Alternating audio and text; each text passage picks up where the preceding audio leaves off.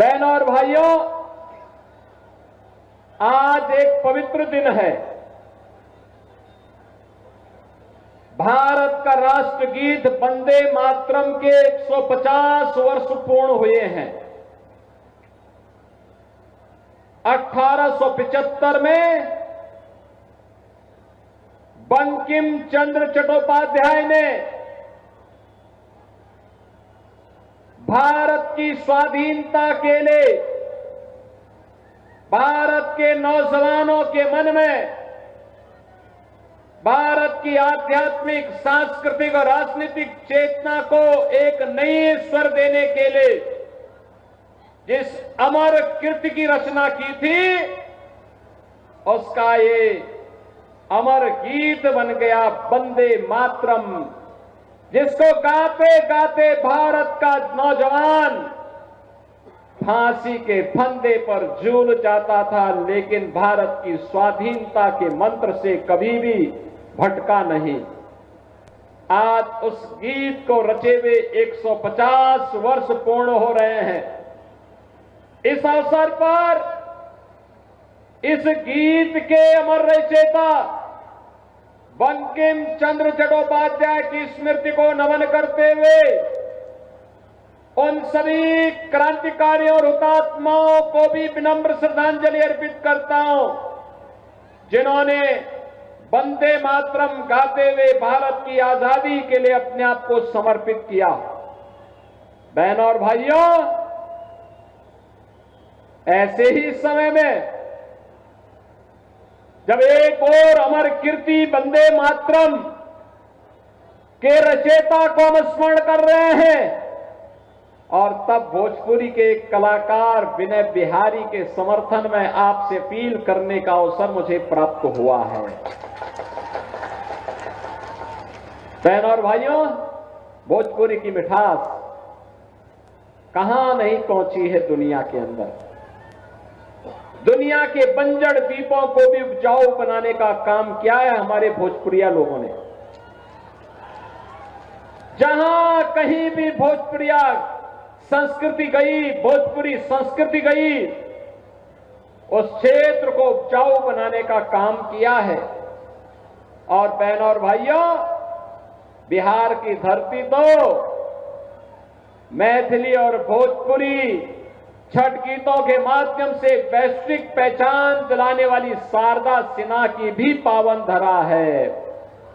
शारदा सिन्हा को पद्म पुरस्कार मोदी जी ने ही दिया है। मोदी जी की एनडीए की सरकार ने ही दिया है। कल मैं देख रहा था बिहार के अंदर, बिहार की माताओं, बिहार के नौजवानों, बिहार के अन्नदाता किसानों का उत्साह, क्या झूम करके एनडीए के समर्थन में उनका वोटिंग हुआ है। अभिनंदनीय है। 65% मतदान बिहार की धरती में बिहार के नौजवानों के द्वारा। स्पष्ट रुझान है कि फिर एक बार जब 14 नवंबर को जब यहां की ईवीएम खुलेंगी, तो फिर साकार होगा कि फिर एक बार एनडीए सरकार, फिर एक बार एनडीए सरकार के लिए ही विनय बिहारी के समर्थन में आपसे अपील करने के लिए मैं आपके बीच आया हूं। बहनों और भाइयों, आपने बिहार के जंगल राज को देखा होगा। जिन लोगों ने 2005 के पहले के बिहार के जंगल राज को, अराजकता को, गुंडागिर्दी को, भ्रष्टाचार को, अराजकता को देखा है, मेरी उनसे विनम्र अपील होगी, वे अपनी वर्तमान पीढ़ी को बताएं क्या होता है जंगल राज, क्या होता है भ्रष्टाचार, क्या होती है गुंडा राज। ये जो लालटेन आज भी आ गई है ना, अब लालटेन का समय नहीं, अब तो नीतीश बाबू के नेतृत्व में, प्रधानमंत्री मोदी जी के मार्गदर्शन में बिहार एलईडी लाइट की दुधिया लाइट में, आज दुधिया लाइट में बिहार सुशासन की एक सुदृढ़ नींव बनाने की ओर अग्रसर हुआ है। आज बिहार में क्या नहीं है? आज बिहार में सड़क है, बिहार में बिजली है, बिहार में पानी है, बिहार में अन्नदाता किसानों को प्रधानमंत्री किसान सम्मान निधि का लाभ है। आज बिहार के अंदर मेडिकल कॉलेजेज हैं, आज बिहार के अंदर इंजीनियरिंग कॉलेजेज हैं, नौजवानों के लिए एनआईटी, आईआईटी, एम्स, ये सब कुछ तो मेडिकल आज यहां पे आपके बिहार के अंदर है। और यह एक शुरुआत है। पिछले 20 वर्ष आरजेडी और कांग्रेस के पापों के गड्ढों को भरने में, बिहार की अराजकता को नियंत्रित करने में, बिहार के अंदर जो भ्रष्टाचार था उसको नियंत्रित करने और सुशासन की आधारशिला को सुदृढ़ करने में लगाया। लेकिन अब इसमें एक समृद्ध बिहार की नींव को और पुख्ता करने के लिए बिहार आगे बढ़ चुका है और इसके लिए एनडीए की सरकार फिर से बिहार के अंदर आवश्यक है। बहनों और भाइयों, हम सबको भूलना नहीं चाहिए, आज जो मोदी जी ने पिछले 11 वर्ष के अंदर करके दिखाया भारत के अंदर, आपने देखा होगा 80 करोड़ लोगों को फ्री में राशन की सुविधा का लाभ, 50 करोड़ गरीबों को 5 लाख रुपए की प्रतिवर्ष स्वास्थ्य बीमा का लाभ, 46 करोड़ गरीबों के बैंक में खाते, 12 करोड़ किसानों को किसान सम्मान निधि का लाभ, 12 करोड़ गरीबों के घर में शौचालय, 10 करोड़ गरीबों के घर में रसोई गैस का सिलेंडर। याद करना, यही सिलेंडर कांग्रेस की सरकार के समय में, कांग्रेस की सरकार के समय में 50,000 रुपए में ब्लैक होता था, मोदी जी ने फ्री में दिया। 4 करोड़ गरीबों के लिए आवास बनाए, 3 करोड़ गरीबों को फ्री में बिजली के कनेक्शन भी दिए। बहनों और भाइयों, आरजेडी के लोग तो लालटेन लेकर के आते थे, केरोसिन बेच देते थे, अंधेरा होता था फिर डकैती भी डालने का काम करते थे, यही काम करते थे। अराजकता पैदा करना इनका जन्मसिद्ध अधिकार था।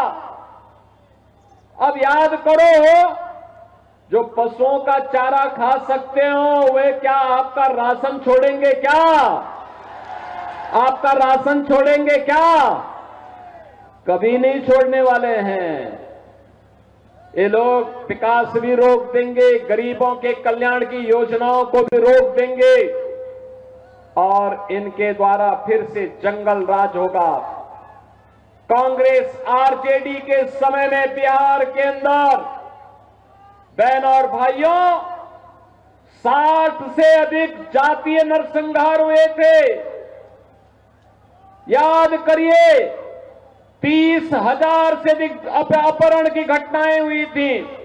ये अपहरण, व्यापारी का अपहरण, चिकित्सक का अपहरण, इंजीनियर का अपहरण, बच्चों का अपहरण, बेटियों का अपहरण, ये लगातार होता था और सरकार कार्रवाई करने की बजाय अपहरणकर्ताओं के सामने नतमस्तक होकर के मध्यस्थता करने की बात करती थी। बहनों और भाइयों, ये महागठबंधन में हिम्मत नहीं कि अपराधियों पर जीरो टॉलरेंस की नीति के तहत कार्य कर सके। अपराधी के खिलाफ जीरो टॉलरेंस की नीति के तहत कार्य कैसे होता है? आपने देखा होगा, जब उत्तर प्रदेश में माफिया की छाती को रौंदते हुए बुलडोजर चलता है, गड़गड़ा करके चलता है, कैसे माफिया की चूलें हिल जाती हैं और माफिया के आंका भी थर-थर कांपते हुए दिखाई देते हैं। आज वहां पर नौजवान मस्त है और माफिया पस्त है। और यही कहने के लिए आया हूं, ये क्या एनडीए कर सकता है? ये कांग्रेस, आरजेडी और इसके जितने भी पार्टनर हैं ना, ये तो आपकी आस्था का अपमान करते हैं, दंगाइयों को प्रश्रय देते हैं, खानदानी माफिया को गले से लगाते हैं। याद करिए कैसे ये लोग जो माफिया सरेआम व्यापारण का प्रण करते थे, उनको गले से लगाने का काम करते हैं। इनकी गरीबों के प्रति संवेदना नहीं है, इनकी संवेदना गुंड और माफियाओं के प्रति है। बहनों और भाइयों, ये राम का विरोध करते हैं। कांग्रेस कहती है राम हुए ही नहीं, कृष्ण हुए ही नहीं, ये कांग्रेस कहती है। आरजेडी के लोग राम मंदिर का रथ रोकते हैं। और मोदी जी के नेतृत्व में जब उत्तर प्रदेश में डबल इंजन की सरकार आई, बहनों और भाइयों, अयोध्या में राम मंदिर का निर्माण हो गया, भव्य राम मंदिर का निर्माण। याद करिए, अयोध्या में राम मंदिर हुआ है, मां जानकी भी वहां पर विराजमान हुई है। महर्षि वाल्मीकि के नाम पर इंटरनेशनल एयरपोर्ट का नामकरण हुआ है। वहां पर रहने के लिए जो रेन बसेरा बने हैं, उनका नामकरण निषाद राज के नाम पर हुआ है। निषाद राज के नाम पर ये हमने किया है। और जहां आपको प्रसाद प्राप्त होता है ना, उसका नाम है माता सबरी रसोई। ये है सामाजिक न्याय, सबको समेटना। और अयोध्या में रामलला का मंदिर, तो सीतामढ़ी में मां जानकी का भी भव्य मंदिर का निर्माण का कार्य आगे बढ़ चुका है। क्या ये काम कांग्रेस कर पाएगी? क्या आरजेडी कर पाएगी? क्या उनके सहयोगी कर पाएंगे? क्या? बहनों और भाइयों, हमें याद रखना होगा, ये लोग बहकाने का काम कर रहे हैं। आप मुझे बताओ, जब इनको सत्ता में 20 वर्ष मौका मिला, 15 वर्ष मौका मिला था, उन 15 वर्षों में इन्होंने बिहार के नौजवानों को ठगने का काम किया था। नौकरी के बहाने उनकी जमीन ही हड़प डाली थी। यही तो काम किया था। अपहरण तो एक उद्योग बन चुका था, नया उद्योग नहीं लगता था, लेकिन जो उद्योग पहले से था वो तो भागता था, छोड़ करके भाग रहा था, और उद्योग यहां पे अपहरण हो गया था। बहनों और भाइयों, नीतीश कुमार जी के नेतृत्व में अपहरण का उद्योग बंद हुआ, गुंडागर्दी रोकने पर प्रभावी कदम उठाए गए, विकास के कार्यों को तेजी से आगे बढ़ाने का काम हुआ है। अब नए भारत का नया बिहार। बिहार का मतलब, जब बिहार समृद्ध होता है तो भारत समृद्ध होता है। बिहार स्वर्णिम बिहार बनता है तो भारत का स्वर्ण युग आता है। और फिर से भारत के स्वर्ण युग को लाने के लिए, स्वर्णिम बिहार के लिए, हम एनडीए के प्रत्याशी के समर्थन में आज आप सबसे अपील करने के लिए आए हैं। बहनों और भाइयों, एनडीए ने आपके लोकप्रिय प्रत्याशी, लोकप्रिय विधायक और भोजपुरी के एक बड़े कलाकार, देखो भोजपुरी के 2 कलाकारों को हमने भी चुनाव लड़ाया यूपी के अंदर। रवि किशन आए होंगे, रवि किशन आए थे कि नहीं आए थे? आए थे ना। तो रवि किशना भी आए होंगे, वो गोरखपुर से ही सांसद हैं। मैंने अपनी सीट छोड़ करके रवि किशना को दिया, अभी तो सांसद बनो। अब देखो, रवि किशन को फिल्म फेयर पुरस्कार भी मिल रहा है और दादा साहेब फाल्के पुरस्कार भी प्राप्त हो रहा है। और दिनेश लाल यादव निरुआ को आजमगढ़ से हम लोगों ने जिताया। निरुआ का गाना सुने होंगे ना? सुने हैं ना? हाँ, तो ये यूपी में हम लोग भी उनको भेजे थे, आपको भी अवसर मिला है। यहां पे योगीराज बाबा मत्स्येंद्र नाथ जी की साधना स्थली भी है। और मैं विधायक जी से कहूंगा उस स्थान का पुनरुद्धार और सुंदरीकरण करवाइए, फिर मैं भी वहां आऊंगा एक बार देखने के लिए। विनय बिहारी जी को भारी बहुमत से विजयी बनाइए, एनडीए की सरकार लाइए। बहनों और भाइयों, सुशासन की सुदृढ़ नींव में ही स्वर्णिम बिहार की परिकल्पना साकार होगी। क्या आप इसके लिए सहमत हैं? सहमत हैं ना? तो फिर इसमें किसी बात में पढ़ने की आवश्यकता नहीं, कोई विवाद में भी पढ़ने की आवश्यकता नहीं। अर्जुन की तरह एक तक निशाना केवल और केवल कमल के फूल की तरफ ही होना है, कमल के फूल पर ही उसी के ईवीएम के बटन को दबाना है। सहमत है ना? सभी लोग सहमत है ना? हाथ खड़ा करो, दोनों हाथ खड़ा कर। जहां तक मेरी आवाज जा रही दोनों हाथ खड़ा कर दो, थोड़ा इधर भी पीछे, और पीछे बाउंड्री वाल के पीछे सड़क पे भी बहुत बड़ी संख्या में लोग खड़े हैं। फील्ड में जगह कम पड़ गई तो वहां भी हैं खड़े। विनय बिहारी को भारी बहुमत से विजयी बनाएंगे ना? देखो, मैं इसलिए आया हूं यहां पे, जब बाबा मत्स्येंद्र नाथ की पावन साधना स्थली का ये पुनरुद्धार कराएंगे तो मैंने कहा मैं वहां पे आऊंगा, हम लोग भी सहयोग करवाएंगे उसमें। सहमत हैं सब लोग ना? जितवाएंगे ना? दोनों हाथ उठा करके मुझे आश्वस्त करिए, सभी लोग सहमत हैं ना? तो विनय बिहारी जी को भोजपुरी के एक अच्छे कलाकार हैं, अच्छे गायक हैं, इनको विजयी, कलाकार को विजयी बनाना चाहिए। कलाकार तो वास्तव में भगवान की एक अनमोल धरोहर होती है, उसको पूरा सम्मान दिया जाना चाहिए, कला का सम्मान होना चाहिए। और वह एक कलाकार है, कलाकार अपनी कला के माध्यम से, अरे आप सौभाग्यशाली के कलाकार होने के बावजूद इतना समय वो आपके लिए दे देते हैं, इतना समय देते हैं। इसलिए बहनों और भाइयों, इन्हें विजयी बनाएंगे।